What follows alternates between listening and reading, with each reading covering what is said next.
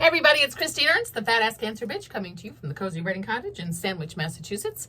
It is Christmas Eve, and whether or not you are wrapped and ready and smugly sipping a mug of tea, or you are frantically dashing about trying to get things finished up, I salute you. We're in the home stretch. It's almost over. The piece I'm going to read today is not the piece that I had intended to read, but we'll see how it goes. Last week I wrote about biting Michael's shoulder at a Christmas caroling party. That's how we met and how we ended up moving in. And the feature of that party was always a canned ham and a Whitman sampler. And my dear friend Anne came to visit this past week with a lovely gift of a canned ham. Like, who even sells these anymore? She had a hard time finding it. And a Whitman sampler. We don't eat meat, so this will be a decorative feature of our nativity scene for the rest of my life. I think it will last that long. It's in a can.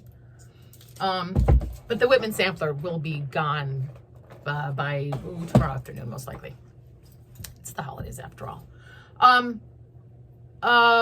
Also, I didn't get to see my junior high French teacher this week because of that horrible weather day.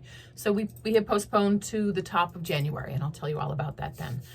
But today I'm going to read a piece about, I guess it's a piece about working for assholes and understanding your true value. Can anyone relate? Raise your hand if you can relate.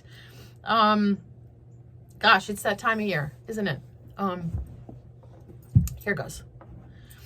It's a plain envelope lined with dark blue. Cape Cod Healthcare's everyday stationery. No money wasted on holiday color, festive font, gilt edge, a matching dark blue card that says only thank you on the outside in white. A hastily scrawled slanted line on the inside. She didn't even sign her whole name, if in fact she was the one who did the signing. Expedient, maybe. There were 250 of these to fill out after all. The wee gift, as it were, falls onto the counter. The token, the empty gesture. This year, the emptiest gesture of all. A card tucked inside the thank you note. A business card of the cheapest stock, upon which is printed an entire calendar for the coming year, with space allotted at the bottom for a team building slogan. Is this a gag gift, she thinks? A bad joke? A miniature calendar in font so small I cannot even read it? She turns the card over, looks inside the envelope again for the scratch ticket, maybe the $5 Dunkin' card, perhaps even the folded 50, the $100, $500 bill, the gotcha note. Just kidding. But nothing. Less than nothing. Someone actually went to the trouble to cram 12 months onto a 2-inch by 3.5-inch business card.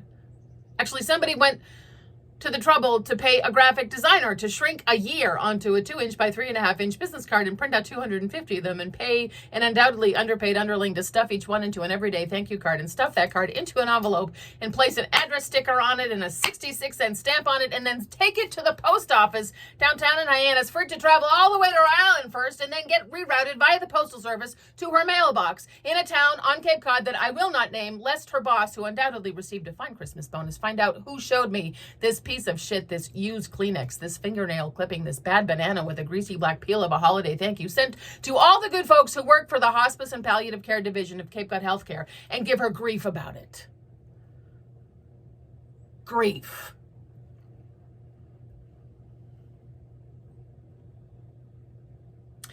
She stares at it. The exclamation mark after, here's to an epic year ahead. The demoralizing slap of it. The intentional illegibility of it. The utter fuck you of it, frankly. She's still in her work clothes. Her hospice uniform of dark, muted colors to suit her job assisting the dying.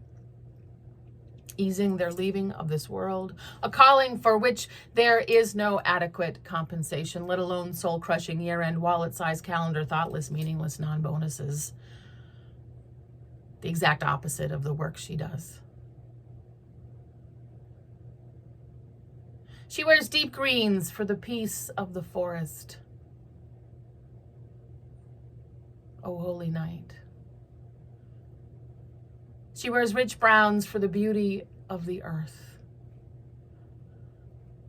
Let heaven and nature sing. She wears evening purples for the prayer of dusk. All is calm. Colors for her to be invisible so that her clients only remember the words.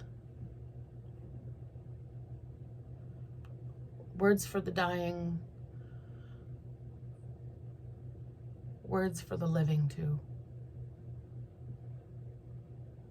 She says, you are safe. You are cherished. She says, you are a beloved child of the God of your understanding.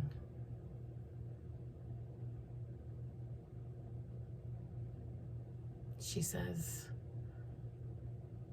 I am here to tell you that you are loved.